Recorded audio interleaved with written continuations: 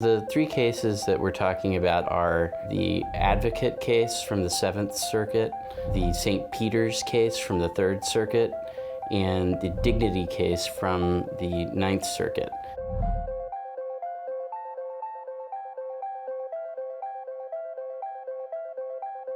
All of these cases involve large healthcare systems, religious healthcare systems, that have been sued over their pension plans. The main issue in this case is, up until now, churches only have to put aside a certain amount of money to cover their future pension obligations to their employees. But the plaintiffs in these cases think that they should be setting aside hundreds of millions of dollars more money into their pension plans. So the question before the court is, do these entities enjoy the treatment that churches have because they are religious healthcare systems, or are they more like a regular business?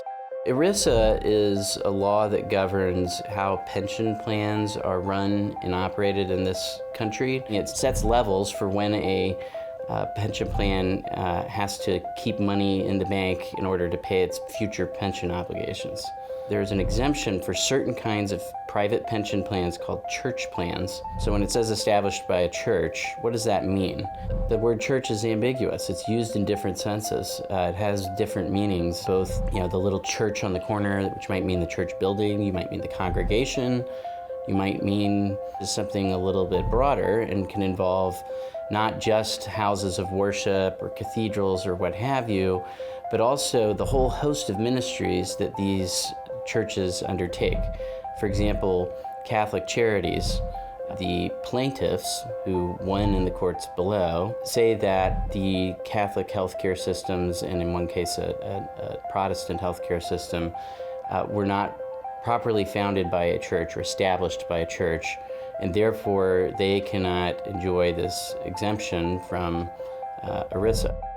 They are banking on the idea that a church is something relatively narrow, essentially a house of worship, or maybe something like a diocese. The plaintiffs in these cases are challenging the status quo.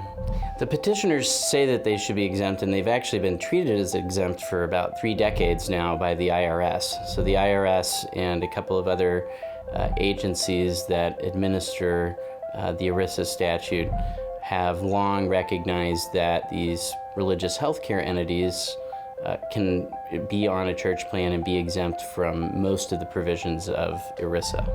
What constitutes religious exercise? And is it just worshiping and ceremonies, or is it how you interact with the rest of society? That's a very significant question, and if the definition of church is just a house of worship, that starts to really narrow down what is protected religious activity in this country.